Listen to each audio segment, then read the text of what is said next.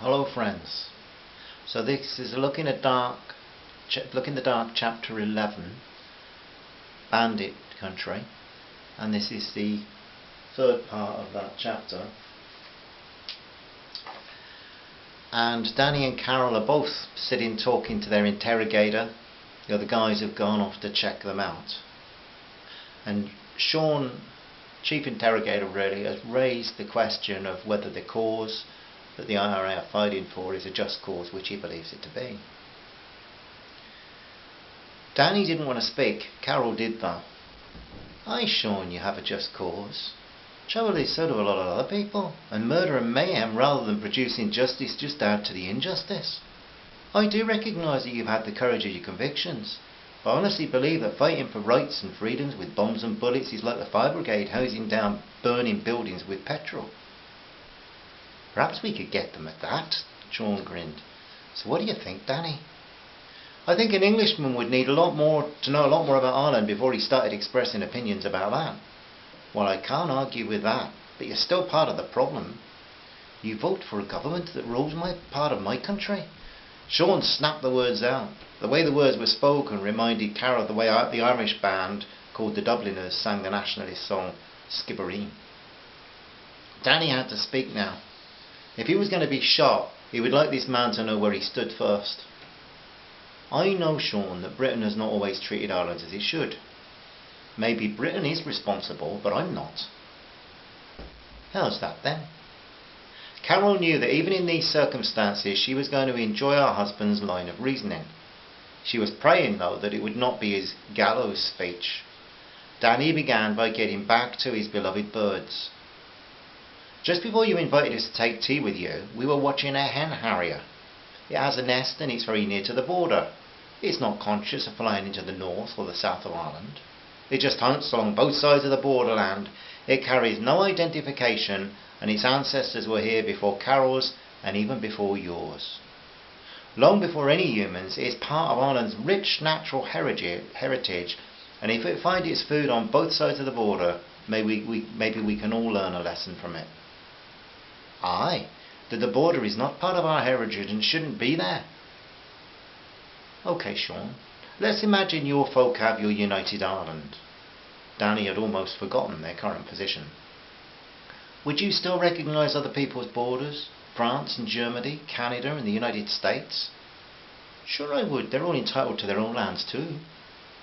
Yes, Sean, we all need our own land, but we all need everybody else's as well. Huh, you lot certainly did. That Queen Vic had to be Empress of India.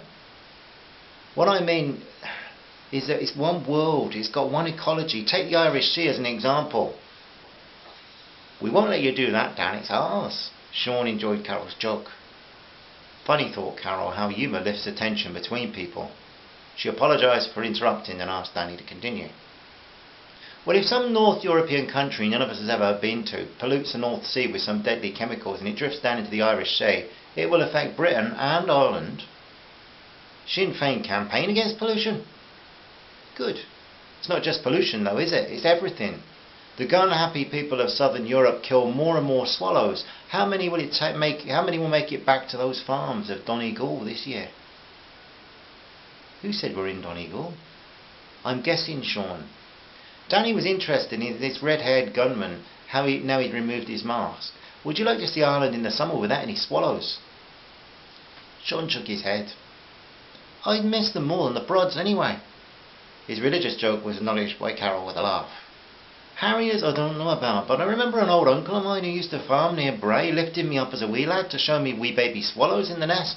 No, I wouldn't like to see the swallows gone at all. Great symbols of freedom, Sean, Carol added. They come and go with an ease and spirit that few humans can ever match.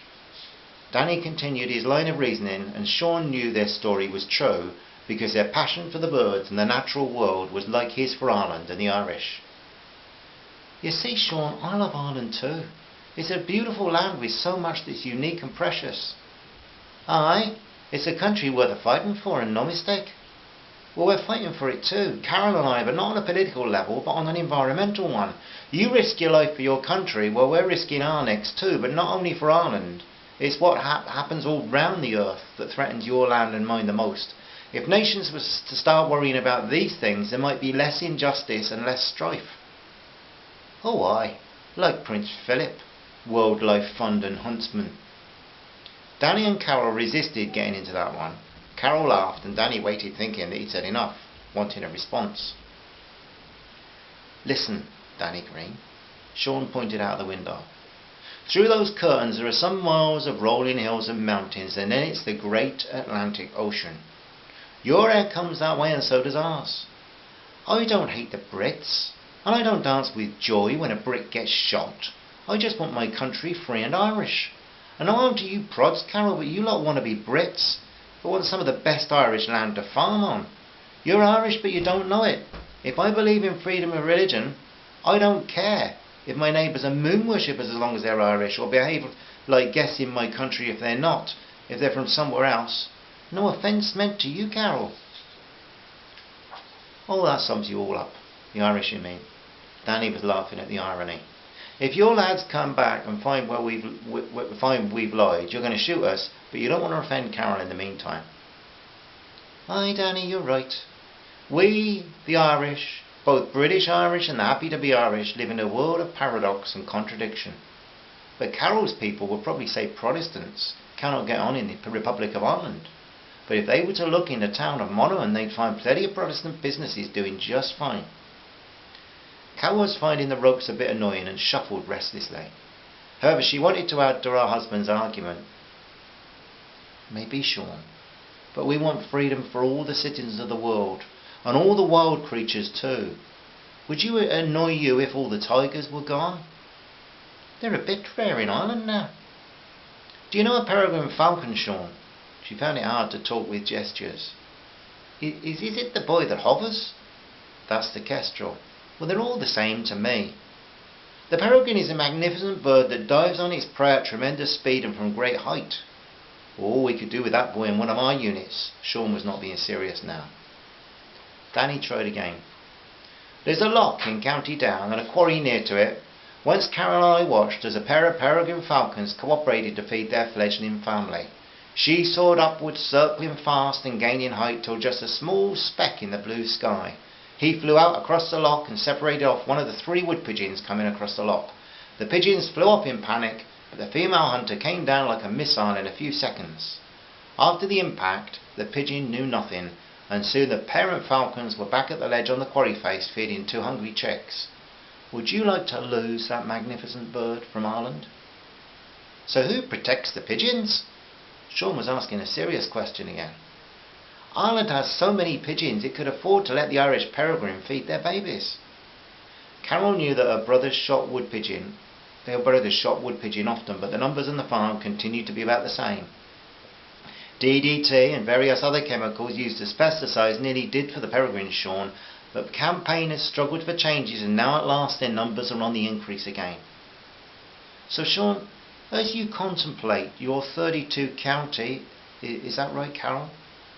Carol and Sean agreed, so Danny continued, as you contemplate your 32 county Irish Republic, do you want hovering kestrels, the diving falcons and the migrating swallows to be gone out of it for good? Because people like Michael O'Connor want to ravage Ireland's beauty just to make a few bucks fast. Michael O'Connor is a waster. Sean did not seem to have any doubts about it. He's worse than that, Sean. As far as the hen harriers are concerned, he's just a paid informer, turning them in for easy cash. Oh aye, and who in Ireland really loves an informer? Carol spat the words out as she heard others on both sides of the community do for years. Oh, such a clever line to use with an IRA man on the run, Carol. Why should I care about a few birds when my Irish brothers are banged up in British jails?